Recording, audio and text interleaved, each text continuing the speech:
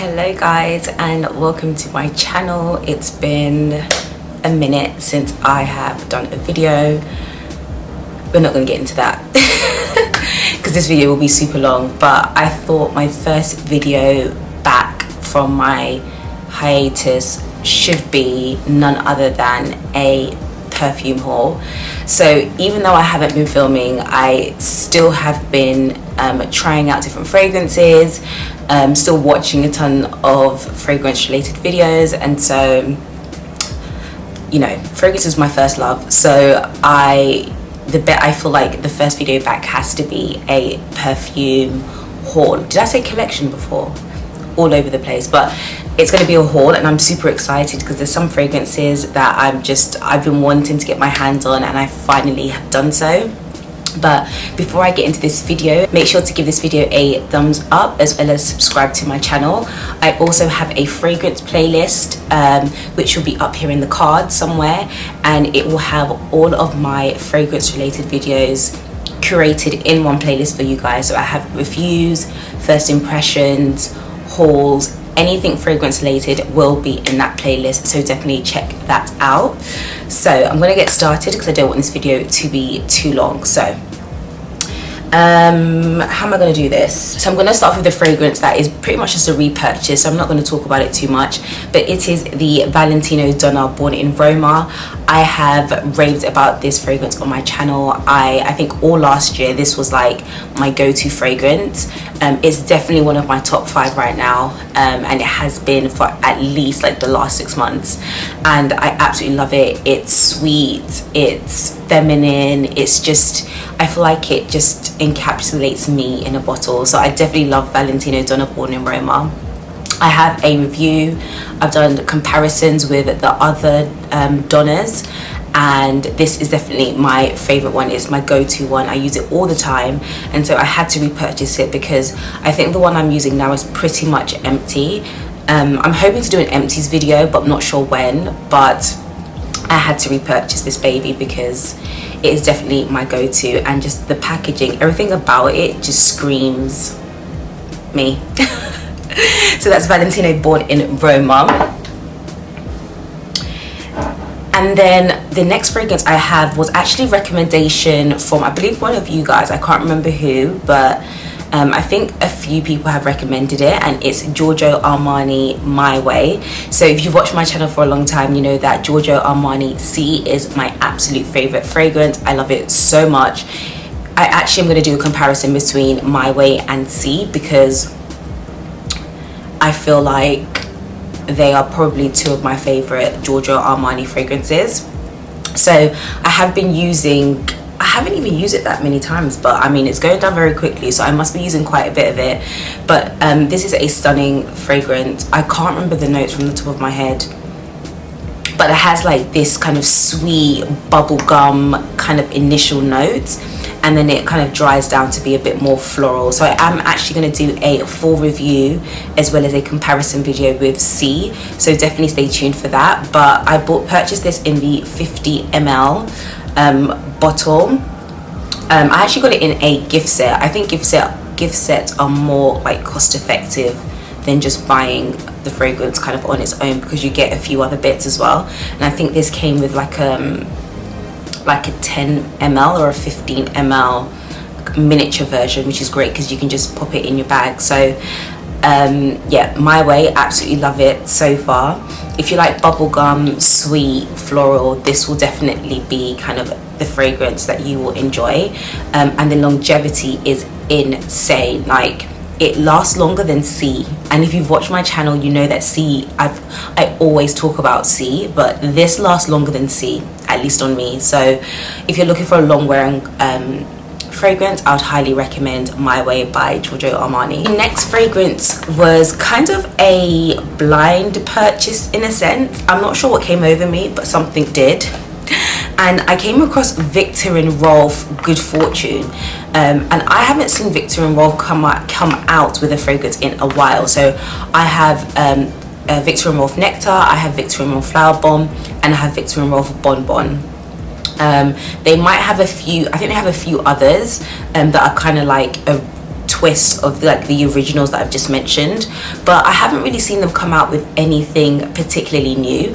So when I saw this, and it was like, you know, it's darker packaging. If you know Viktor and Rolf, everything is like pink and girly and just very feminine, and I saw this and I was like, let me try this. Bear in mind, I hadn't smelled it before. I think they were doing Sephora. Was it Sephora? I think Sephora were doing like 20-25% off, and I just figured, why not? So I purchased it, and if you see how much I've used, guys, it's, well, to be fair, I only purchased the 30 ml or the 1 fluid ounces, so it isn't a big bottle. But look at the packaging. It's like genie in a bottle. I think it's so cute.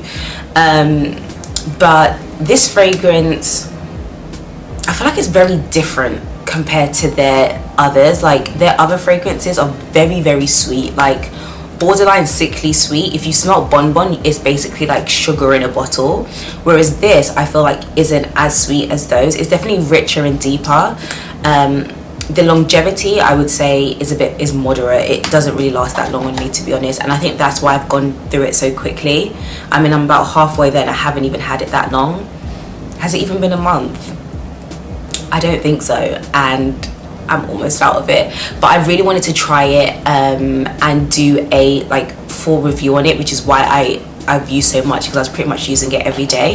But yeah, it's a unique one. I don't think I'd repurchase, but I like how Viktor and Rolf came out with something new, because I feel like all of their fragrances are quite similar. So that's Viktor and Rolf Good Fortune. The next fragrance that I have, I got in a set, and this is the I don't know how to pronounce this, girl, but it's the Narciso Rodriguez Musc Noir Rose. I don't know if I got that right, but you get the drift. So I've actually got it in a set, because like I said, I prefer to get sets because they're more cost effective, and you get more like, you know, in a gift set than rather than just buying the fragrance on its own. This I saw all over TikTok. TikTok has me in a chokehold. It's actually quite bad, and it's influencing me quite a bit. And so I saw all the girlies purchasing this. I was like, okay, I guess I need it too. So I got it. I did get it on, it was discounted. I think it was 20% off. So you know me, I'm not trying to buy any fragrance that I haven't smelled full price. So it just comes with the 50 ml or the 1.6 fluid ounce eau de parfum, a body lotion, and then a shower gel. Not sure if I'd actually use these two, but I haven't smelt it, and I actually want to do a first impression. So I'm not going to open this just yet because I want to do a first impression. And yeah, I'm really excited to try this. I think from what the girlies were saying on TikTok, it's like fruity and musky. I saw a review where somebody compared it to Miss Dior, and I was like, I like Miss Dior, so I'm probably gonna like this too. So I don't really have any thoughts on it yet because I haven't smelt it, and when I purchased it, I hadn't smelt it in store either, so I have no idea how this smells, but fingers crossed that it smells good, because I didn't just buy a 50 ml bottle, and if I don't like it, it will be a disaster. But yeah, stay tuned for the first impression, because I'm definitely going to do that with this set. Okay, let's switch it up a bit. So I also got sucked into Sol de Janeiro, I think that's how you pronounce it. I've been seeing like the Bum Bum Brazilian cream, and I've been wanting to get it, but I just haven't. But somehow I got sucked into these mists.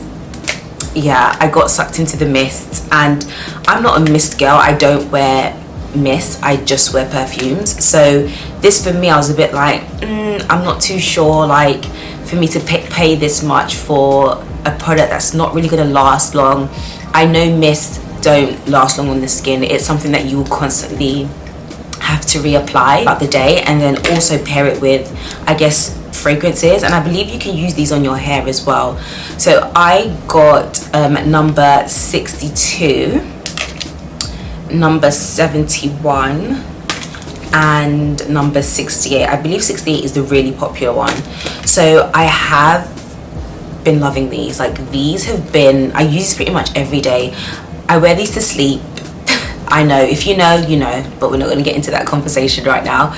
But I wear these to bed. I wear it during the day. I wear it with other fragrances. Like, these are bomb. They are so bomb, and they are definitely worth the price.